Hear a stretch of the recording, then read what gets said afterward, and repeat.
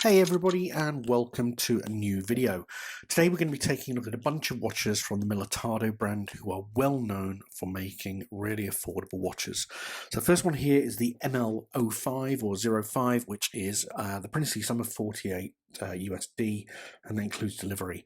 You've also got here the ML12, which is a burnt red dial, and that one is 59 US dollars, including delivery, might I say. You also have the ML08, which is a homage to the Hamilton field watch. This one's going to set you back a little bit more at 89 US dollars, again including delivery, but a very nice watch on that steel strap.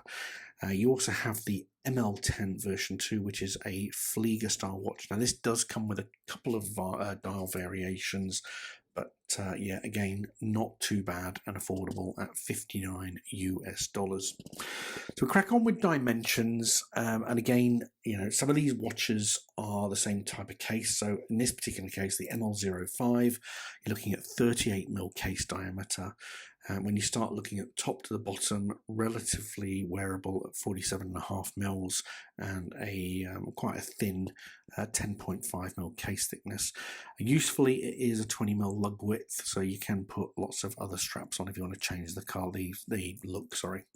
ML12 actually shares the same case as the ML05 that we looked at previously, and you can see there it's got that sort of bead blasted finish to it, but yeah, all the dimensions there are the same because it is the same case. Moving on to the ML8 though, which is slightly more fancy and a few more finishes on it. 38mm diameter still, slightly shorter in terms of top to bottom lugs at 44.5 mils, and a little bit thinner on the case thickness at 10.2, but it does have 20mm lug width, so if you want to put it on a strap then you certainly can.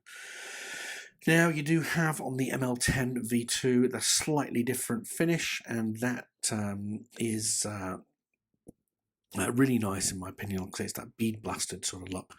Slightly small with 43.9 top to bottom, 10mm it's even more thin on the case thickness, but again 20mm lug width. In terms of the specifications, and again it's probably going to get a little bit boring, but the Hamilton homage, the ML8, that comes with a Swiss Ronda 515 quartz movement. It does have 100 meters of water resistance and does come with a sapphire crystal with anti-reflective coating, and it does have a C3 lume. So it's not a Swiss lume, it's C3, it's Chinese, but not too bad. When we look at the case, you do have some level of finishing there, so you do have brushed and then I suppose that unsigned crown, which is again disappointing, but at this price point not to be unexpected. And you do have a half decent finishing on the clasp. It is signed, which is a good thing, and the oyster link bracelet, for want of a better word, is the same as, you know, what you expect across these Chinese brands. But it's certainly not offensive in any way.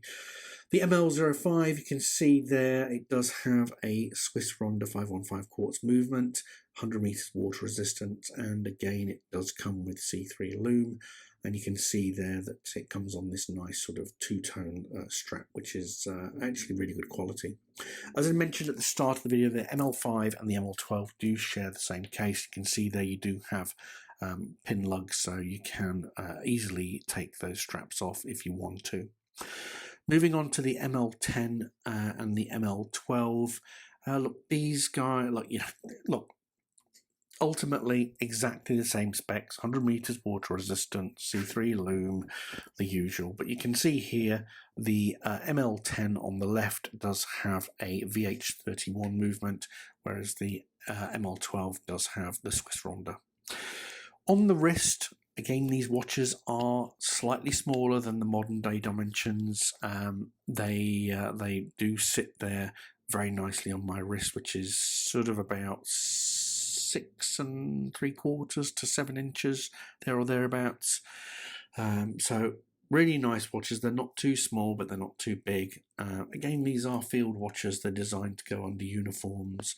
They're not designed to be ostentatious in any way, shape or form. And they're certainly not that. They're not going to get caught on anything. They're not particularly flash either, but like I say, they are field watches. You know what you're getting into, and they are extremely wearable. The steel strap on the ML8 is probably the most fancy thing out of all of these watches, but again, oyster link bracelet, very comfortable to wear, doesn't pull hairs, and yeah, it's overall very nice. The ML10 V2, that does come on what is a rather, I'd say it's a fairly ordinary NATO, but it's got that beautiful sort of satin finish on it, on the case, which more than makes up for that relatively ordinary strap, which again you can swap out if you need to. You can see they're finishing on it. The lugs are slightly different, very flat, and rather thin actually when I look at it on this video. Again, you do have an unsigned crown, but you do have that beautiful sort of finish on it. It actually comes across as like a ceramic style finish, if that makes sense. Moving on to the Lume. So Lume on these, I found all of them were acceptable, but there were varying degrees of strength.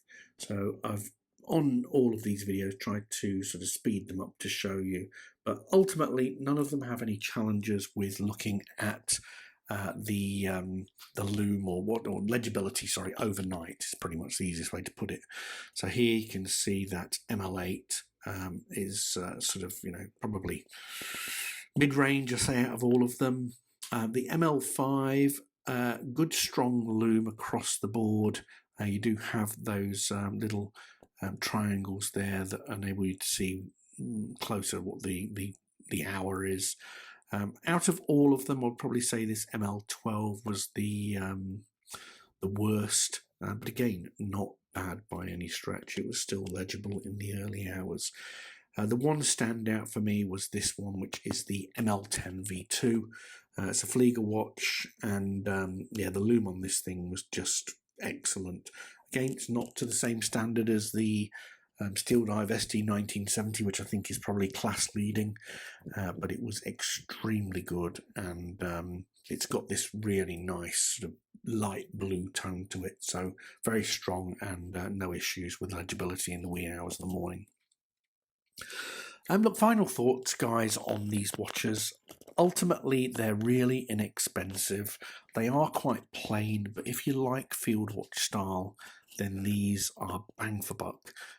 They give you water resistance. They give you a look that you may be desiring. But yeah, look, nice watches, but quite plain in my opinion. But like, I've never really been one for field watches, if I'm going to be honest. But this whole collection, certainly very affordable, and you can't go wrong buying any of them. I suppose the big question is what is your sort of style and which one appeals to you most? But yeah, so if you have any questions, guys, by all means, please do it in the comment section, and I'll come back to you when I can. Other than that, I hope you're all well, and thanks for watching the video. Take care.